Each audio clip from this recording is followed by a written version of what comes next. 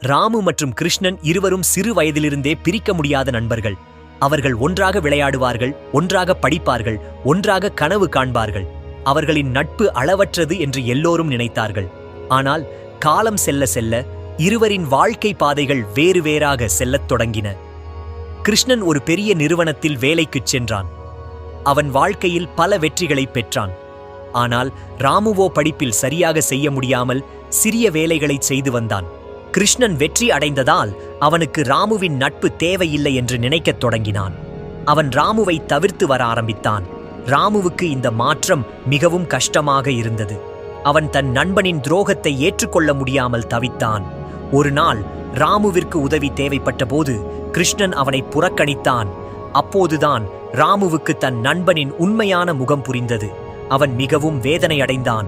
ஆனால் அவன் தன் வாழ்க்கையை மீண்டும் கட்டமைக்க முடிவு செய்தான். இந்த கதை நமக்கு கற்றுத்தரும் பாடம் என்னவென்றால், வாழ்க்கையில் நாம் நம்பும் நபர்கள் நம்மை ஏமாற்றலாம்.